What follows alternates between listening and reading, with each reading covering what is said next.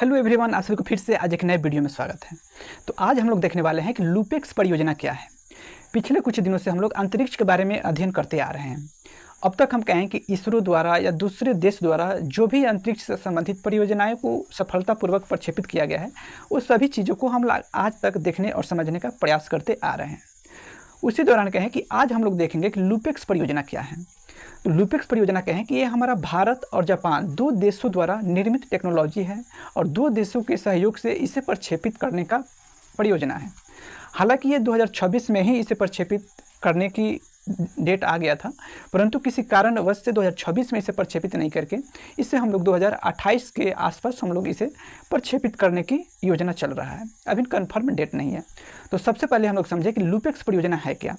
LUPEX का अगर पूरा नाम कहें तो लूनर पोलर एक्सप्लोर मिशन, यानी लूनर पोलर एक्सप्लोरेशन लूपेक्स का पूरा नाम है। यह जो परियोजना है, यह परियोजना दो देश यानी भारत की स्पेस एजेंसी जिसका हम नाम कहें इसरो और जापान का स्पेस एजेंसी जिसका नाम कहें जक्सा, यानी दो देशों के स्पेस एजेंसी मिलकर इस पर वर्क कर रही है।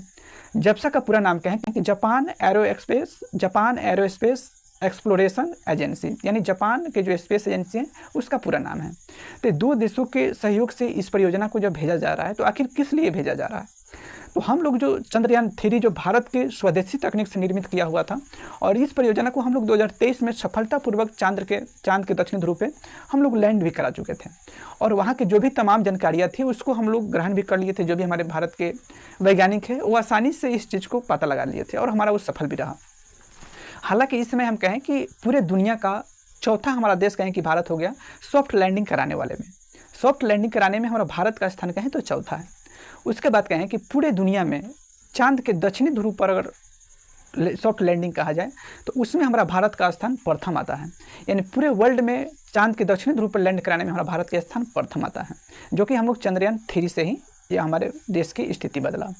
उसके बाद में हम कहें कि हम लोग लूपेक्स परियोजना है, चंद्रयान-3 से संबंधित ही यह परियोजना है। हम लोगों ने जो चंद्रयान-3 में भेजा था उसमें तो हम लोग बहुत सारे जानकारी को प्राप्त कर पाए, परंतु हम लोग लूपेक्स में क्या किए हैं कि जो जापान की जो एडवांस टेक्नोलॉजी जो रोवर है उसको इसमें ऐड करके हम लोग भेजने वाले हैं। यानी जो भी एडवांस टेक्नोलॉजी है जो कि काफ़ी पावरफुल यह होने वाली है और वहाँ पे इसको हम लोग जब लैंडिंग कराएंगे चांद के सतह पे तो वहाँ की जो मिट्टी है या वहाँ के जो खनिज लवण है वहाँ पे जो भी तमाम प्रक्रियाएँ हैं उसको और भी आसानी तरीके से हमारे वैज्ञानिकों को बताने में सफल रहेगा। हालांकि इसमें हम लोग दो चीज़ कहीं भेजने वाले हैं, एक कहें कि लैंडर और दूसरा कहें कि रोवर। ये दो चीज़ ही जाने वाला है लूपेक्स परियोजना में, जो कि हम कहें कि लैंडर हमारा भारत का ही टेक्नोलॉजी से निर्मित है और रोवर कहें तो इसमें हम कहें कि जापान का जो एडवांस टेक्नोलॉजी या एडवांस जो फीचर्स है उसको इसमें हम लोग यूज करने वाले हैं रोवर में। लैंडर और रोवर क्या होता है, अगर नए व्यूअर्स होंगे तो उनको थोड़ा समझने में दिक्कत होगा कि लैंडर किसे कहते हैं और रोवर किसे कहते हैं। उनके लिए हम काफ़ी कम समय में बता देना चाहते हैं कि लैंडर और रोवर को क्या इसका वर्क है और कैसे हम इसको समझेंगे। सबसे पहला बात कि अगर हम किसी भी चीज़ को कहीं पे भेजते हैं, अगर हम चांद पे भेजें यानी यह हमारा पृथ्वी का उपग्रह है, तो जैसे हमारा रॉकेट चांद के कक्षा में जाता है वहाँ क्या होता है कि लैंडर और रॉकेट दोनों क्या होता है अलग हो जाता है। यानी जो हम कहें कि जो रॉकेट होता है उससे अलग हो जाता है हमारा लैंडर। लैंडर जब अलग हो जाता है तो वहाँ पे दो सिचुएशन बनता है, एक होता है हार्ड लैंडिंग और दूसरा होता है सॉफ्ट लैंडिंग। हार्ड लैंडिंग में क्या होता है कि बहुत खराबी देखने को मिलता है। यानी जो भी हम परियोजना भेजे हैं वो हो सकता है कि हार्ड लैंडिंग कराएंगे तो अचानक से उसका किस डायरेक्शन में गिरेगा, कहाँ पे वो कैसे गिरेगा, इसका कोई गारंटी नहीं है, जिससे क्या होता है कि जो रोवर होता है उसमें खराबी आ जाता है। तो इसलिए हम लोग कोशिश करते हैं कि हम लोग हार्ड लैंडिंग नहीं करा के सॉफ्ट लैंडिंग कराएं। हार्ड लैंडिंग समझिए तो हमारे ठेठ भाषा में क्या हो गया कि जैसे हम चंद्रमा की कक्षा में गए और अचानक ऊपर से छोड़ दिए तो ये हो गया हमारा हार्ड लैंडिंग। अब अचानक छोड़ेंगे किसी में गिर जाएगा, किसी डायरेक्शन में गिर जाएगा, तो यह टेक्नोलॉजी वाली सामग्री है जिसमें हो सकता है खराबी आ जाता है। वहीं अगर सॉफ्ट लैंडिंग कराते हैं कि जैसे चंद्रमा के कक्षा में जाएगा उसमें क्या होगा कि पैराशूट टाइप के लगा रहता है और वहाँ पर खुल जाता है और क्या करता है उस रोवर को आसानी से चंद्रमा के जो सतह है वहाँ पर लाने का काम करता है। उसको हम लोग कहते हैं कि यह हमारा सॉफ्ट लैंडिंग है और सॉफ्ट लैंडिंग में कहें कि 0% खराबी देखा गया है। तो इसलिए हम लोग जो भी परियोजना बनाते हैं उसमें हमारा प्रयास रहता है कि हम लोग सॉफ्ट लैंडिंग का ही प्रयोग करें। तो ये हमारा भारत इसको काफ़ी हद तक विकसित कर लिया है और ये हमारे भारत का ही टेक्नोलॉजी से हम लोग सॉफ्ट लैंडिंग कराएंगे और जो रोवर है वो हम लोग जापान के जो एडवांस टेक्नोलॉजी है उसको हम लोग यूज करने वाले हैं।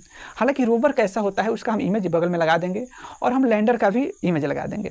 जबकि हम रोवर को हम समझें तो वो समझिए कि जिस तरह चक्का टाइप का लगा रहता है, 4 चक्का या 6 चक्का लगा रहता है, उस पर हम कहें कि कुछ टेक्नोलॉजी लगा रहता है, उस पर कुछ ऐसे चीज़ों को हम लगा देते हैं, जो कि क्या करता है, आसानी से सूर्य से ऊष्मा लेके अपना वर्क करता है।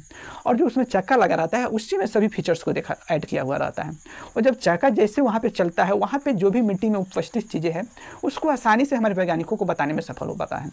उसमें समझिए इतनी एडवांस टेक्नोलॉजी होता है कि वहाँ के पानी है या नहीं, वहाँ पे बर्फ़ है कि नहीं, वहाँ के मिट्टी में कौन कौन से तत्व लवण है, उस सभी चीज़ को बताने में सक्षम है। और जो हम लोग लुपेक्स हैं, इसमें और एडवांस और काफ़ी पावरफुल रोवर को बनाए हैं, ताकि जो हम लोग चंद्रयान 3 में प्राप्त किया उससे लगभग 100 गुना ज़्यादा इससे हम लोग जानकारी प्राप्त कर पाए लुपेक्स परियोजना से। तो यही है लुपेक्स परियोजना, जो कि भारत और जापान के सहयोग से हम लोग प्रक्षेपित करने वाले हैं। इसका एक्यूरेट अभी डेट नहीं आया है कि कब तक इसे हम लोग प्रक्षेपित करने वाले हैं। हालांकि हम लोग एक उम्मीद है कि 2028 तक इसे प्रक्षेपित किया जा सकता है, और जो भी जानकारियाँ है उसको आसानी से प्राप्त किया जा सकता है। आप इस लुपेक्स परियोजना से क्या समझे, क्या सीखे, आप अपना राय भी इसमें बताना मत भूलिएगा, जिससे क्या होता है कि हमें थोड़ा एनर्जी मिलता है कि इस क्षेत्र में और बेहतर से बेहतर हम बताने का प्रयास करें। क्या आप पहले से लुपेक्स परियोजना जानते थे? तो आप भी बता सकते हैं, अपना राय बता सकते हैं कि क्या है क्या नहीं है। हालांकि आप इसको कितना लाइक करते हैं, कितना पसंद करते हैं इस वीडियो को, आपके वॉच टाइम पे ही निर्भर करता है। तो आप फिलहाल बने रहें हमारे साथ, फिर मिलते हैं नेक्स्ट वीडियो में कोई अच्छे से जानकारी लेके, या हम कहीं अंतरिक्ष के बारे में हो या कोई भी टॉपिक हो। फिलहाल के लिए हम लोग विदा चाहते हैं। जय हिंद, जय भारत।